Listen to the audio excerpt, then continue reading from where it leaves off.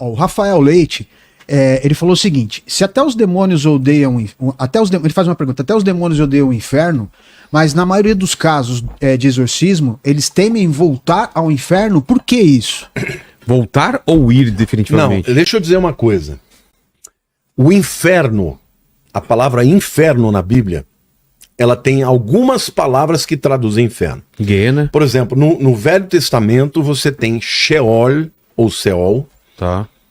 Essa palavra é, na verdade, o lugar dos mortos. Tá? Essa palavra Sheol, quando vai para o Novo Testamento, é Hades. E foi emprestada da mitologia grega. Quem que era Hades ou Plutão? Plutão para os romanos, Hades para os gregos. É o deus do submundo, dos mortos. Lembra aquela história do camarada que fica um barco velho que precisa de uma moeda para entrar?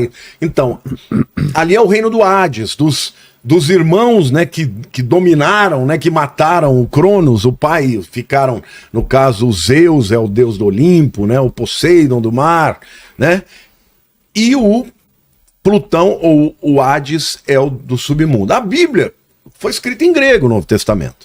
Então, quando fala do mundo dos mortos, está usando a palavra Hades. Esse lugar não é um lugar dos demônios, esse é o lugar dos mortos. Embora demônios tenham acesso a lá. Só os perdidos que estão lá, tá? Os que vão para o juízo final e que vão para o inferno. Hoje, no Antigo Testamento, havia uma separação. No Sheol, ou no Hades, tinha um abismo de um lado os salvos, do outro lado os perdidos. Depois que Jesus ressuscitou, os salvos estão no terceiro céu e os perdidos estão no Hades. Agora, tem uma outra palavra que traduz inferno, que é o Geena. Que a tradução de Geena é o lago de fogo.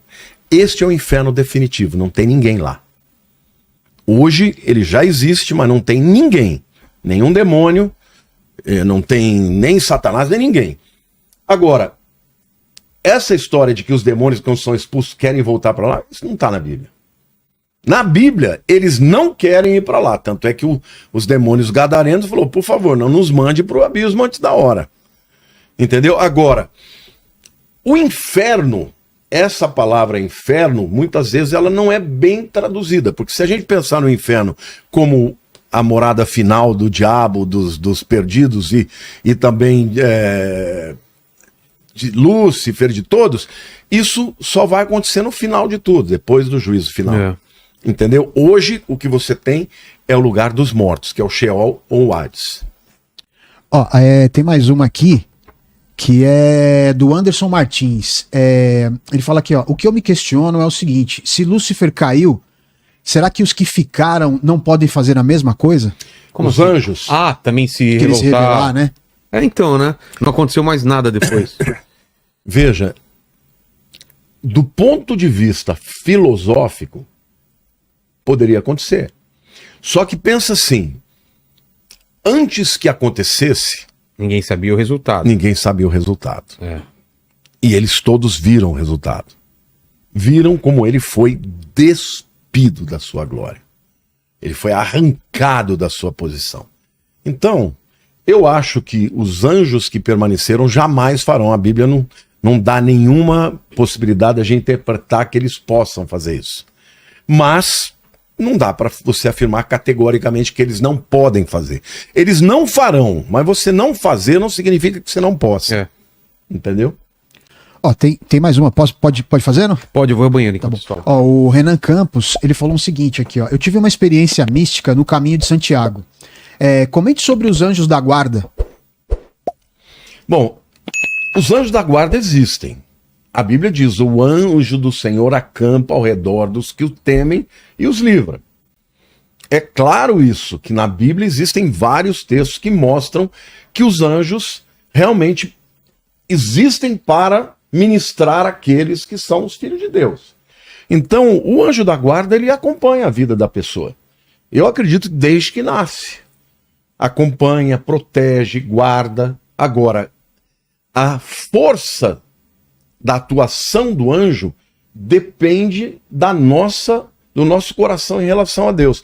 Por quê? Porque se você é um indivíduo que o tempo inteiro tá dando lugar pro diabo, o tempo inteiro tá fazendo coisas erradas, vai chegar uma hora que o teu anjo não vai poder te proteger. Por quê? Porque você tá dando brechas. A Bíblia diz, não deis lugar ao diabo. Nós, com as nossas atitudes, nós podemos dar lugar ao diabo. Com as nossas palavras, com as nossas atitudes, com as intenções. Agora, eu acredito firmemente que um dia nós vamos chegar na presença de Deus e a gente vai saber dos livramentos. Nós vamos saber. Por exemplo, eu tive uma experiência, Lene, eu era recém-convertido. E quando eu me converti, eu tinha muito discernimento espiritual. Muito. Eu não sei por que razão. Toda vez que eu chegava perto de uma pessoa que estava possessa, a pessoa ficava endemoniada. Toda vez. Eu tinha até uma namorada em Ibitinga e um dia ela me levou num lugar lá. Eu cheguei lá, a pessoa, pum, caiu endemoniada. Sem eu falar nada. E eu comecei a achar que eu era o cara. Aí eu comecei a brincar. Demônio eu tato na base da porrada, dou chute no traseiro. Eu achava que, embora eu soubesse que o poder não era meu, eu tinha a sensação que eu era o cara para os demônios. E aí, de repente, eu comecei a enfrentar, durante umas 2 semanas, eu ia dormir, eu começava a ver coisas. Eu via, sabe essas coisas que você tem aqui no seu estúdio, psicodélica, cheio de cores? Eu via muitas cores. Eu via muitas coisas. Acordado ainda. De olho aberto. De olho aberto. Sentia cheiro de enxofre. Nossa. E aí comecei a ouvir uma voz. Que a gente sente só quando vem o mandíbula aqui, né? É verdade. Quem o Paquito também, às vezes. Você trabalha aqui com a gente. O Paquito, às vezes, também. Paquito também, né? E aí, eu comecei a ouvir coisas. Você blasfemou, porque começou a vir um monte de xingamentos. Eu pensava em Deus, vinham xingamentos. Eram pensamentos intrusivos.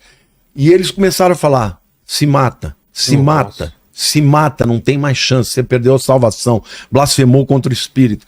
E falava, e eu lutava. Um dia eu subi na janela, no 10º andar eu morava, e eu falei, eu vou me matar. E naquela hora eu senti a presença de anjos atrás de mim me puxando.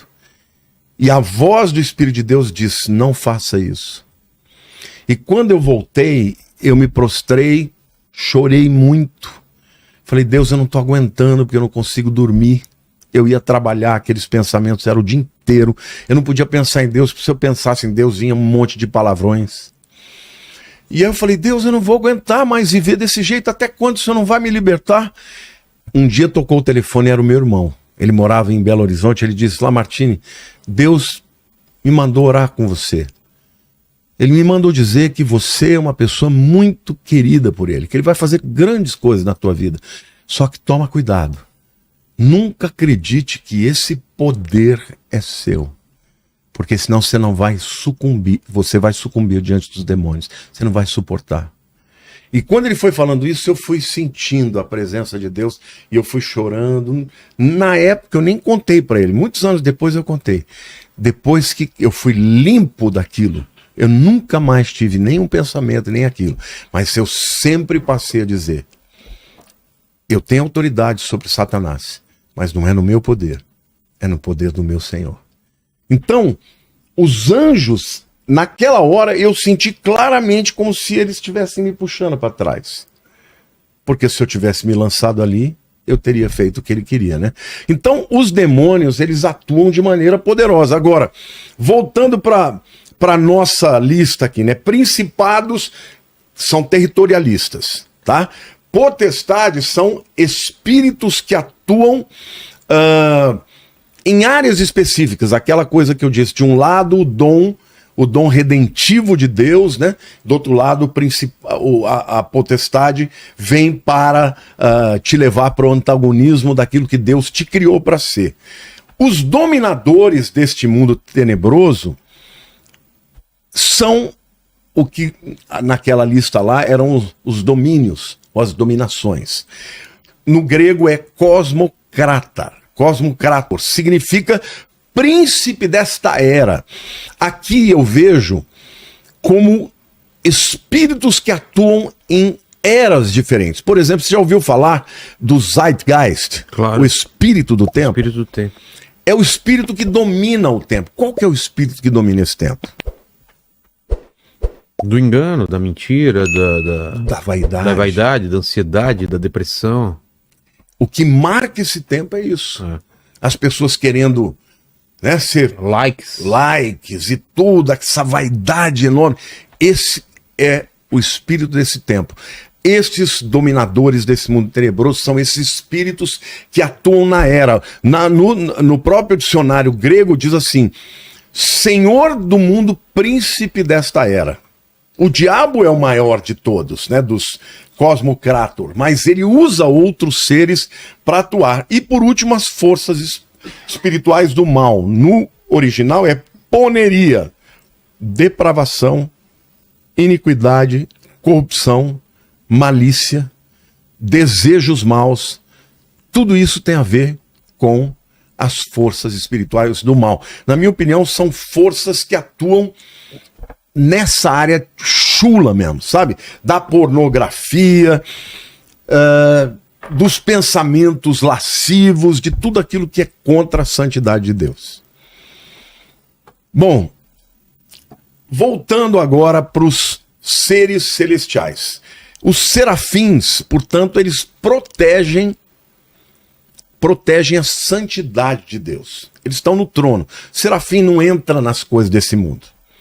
Alguns dizem que eles são os seres mais extraordinários, porque eles estão próximos da glória de Deus. Só eles suportam a glória de Deus, mas mesmo assim eles têm que cobrir os olhos, né? Tem a ver com santidade, o texto de Isaías 6 é o único que aparece este nome, e ele, na verdade, ele sai do altar, pega a brasa e purifica a boca de Isaías para que ele se tornasse o grande profeta que foi.